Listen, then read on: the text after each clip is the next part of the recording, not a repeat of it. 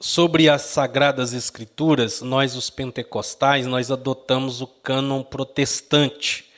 Então nós cremos que a Bíblia contém 66 livros, somente 66 livros. Estes livros estão divididos em duas partes principais, o Antigo e o Novo Testamento.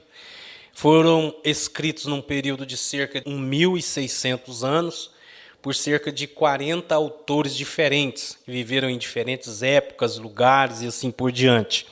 O Antigo Testamento contém 39 livros e está dividido em 4 partes: a lei, os livros históricos, os livros poéticos e os livros proféticos.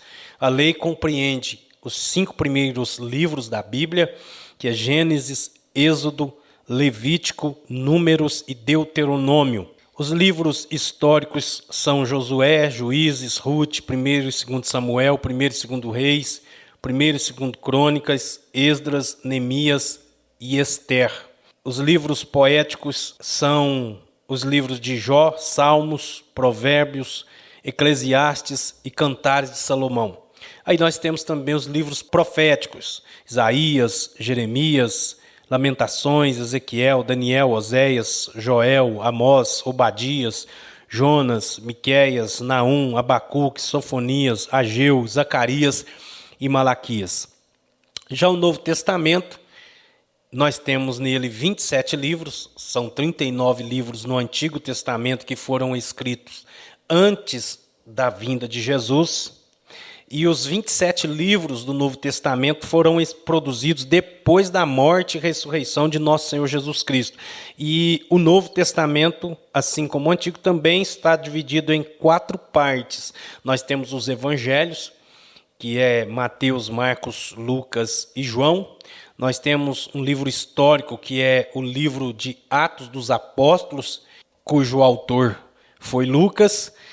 Temos as epístolas, Romanos, 1ª ou 2ª aos Coríntios, Gálatas, Efésios, Filipenses, Colossenses, 1ª e 2ª Tessalonicenses, 1ª e 2ª Timóteo, Tito, Filemon, Hebreus, Tiago, 1ª e 2ª de Pedro, 1ª, 2ª e 3ª de João e também a epístola de Judas. E por fim nós temos o último livro da Bíblia e o último livro também do Novo Testamento, que é o livro de Apocalipse, que é o livro da Revelação.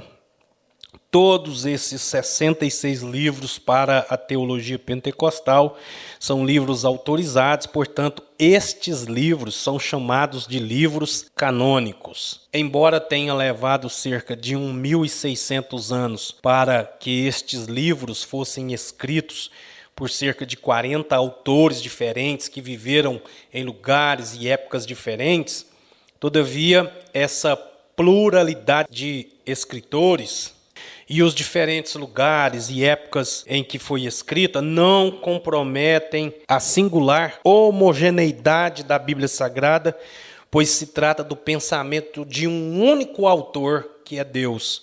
Porque o que eles escreveram inspirados pelo Espírito Santo, conforme eu já citei aqui em 2 de Pedro, capítulo 1, verso 21, Pedro escreve que a profecia nunca foi produzida por vontade de homem algum, mas os santos homens de Deus, ou os homens santos de Deus, falaram inspirados pelo Espírito Santo.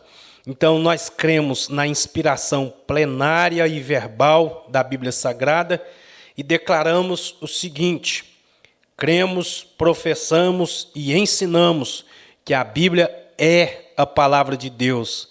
Não simplesmente contém a palavra, mas nós cremos e ensinamos que ela é a palavra de Deus. É a única revelação escrita de Deus para o homem e foi dada pelo Espírito Santo, escrita para a humanidade, e o próprio Senhor Jesus chamou as Escrituras de palavra de Deus.